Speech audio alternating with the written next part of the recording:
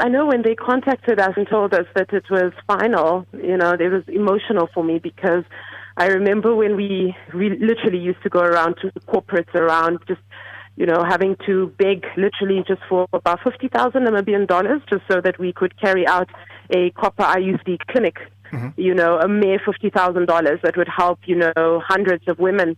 And now to be in a position whereby we get to, have the funds to do this work and impact so many lives is emotional. It's an emotional moment. We've gone for a lot to get here. So what made you qualify for selection? What process did you go through? You apply. So it's a fellowship. It's a sort of a grant/leadership, program. You apply. Applications open every year. And you submit your application. It's a rigorous process. You need to obviously have an organization that you are working on and impacting, and also just submitting, registration documents and all of that. So it's an application process every year. Once you are shortlisted, they will let you know and then make the announcement. And then the shortlisted candidates will then be invited for interviews. After the interview process, if you are successful, they will then let you know. So this fellowship has been in existence for over 35 years on the front lines of solving the world's biggest problems. Can you tell us more on what Echoing Green Fellowship is all about? Okay, so Echoing Green, exactly as you said, it just focuses on social innovations that are impacting lives. So when you look at the other fellows, you will see it's not just healthcare based. Some are focused on education, others are focused on sports, others are focused. So it really just spans, through various sectors. But the key there is that each organization and leader that has been chosen is impacting socially in an innovative manner.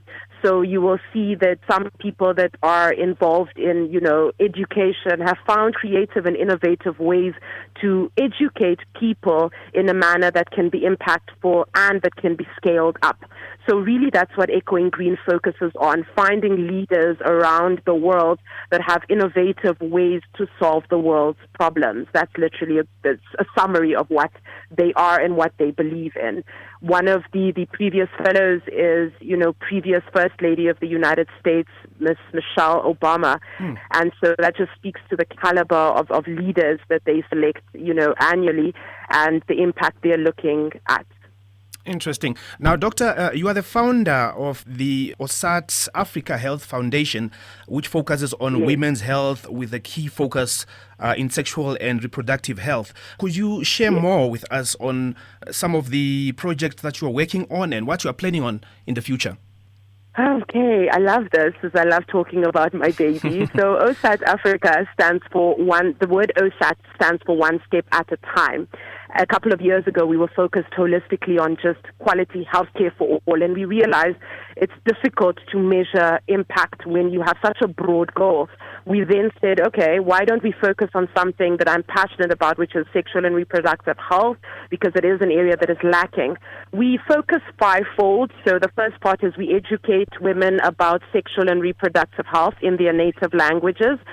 And then we, apart from educating women in their native languages, we also have an animation series called Emily's Health in native languages that educates women about sexual and reproductive health as well.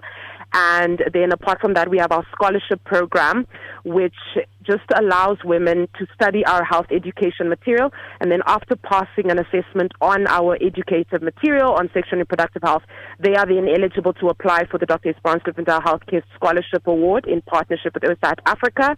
And then apart from that, we have our digital health arm. And the digital health arm just basically focuses on using digital health to bridge the quality of health afforded between those from lower socioeconomic groups to higher socioeconomic groups. Example, Menga, which was just launched recently.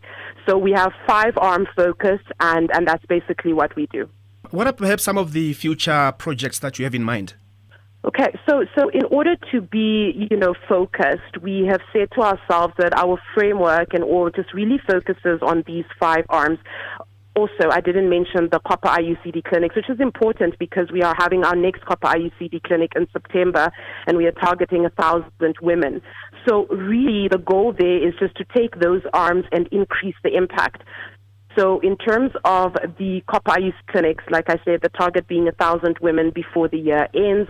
In terms of health education is to broaden our reach. So what we do is critical, because we notice when we go to outreach that there are a lot of women that don't understand, what progesterone means, what estrogen is. And a lot of times we need to try and get translators to, find words, in native languages for these medical terms. And so we then said, in order to educate women better so that they can take control of their health, we need to meet them in a language they understand. And that is how we then started translating our material. Our next episode of Emily's Health actually comes out next week.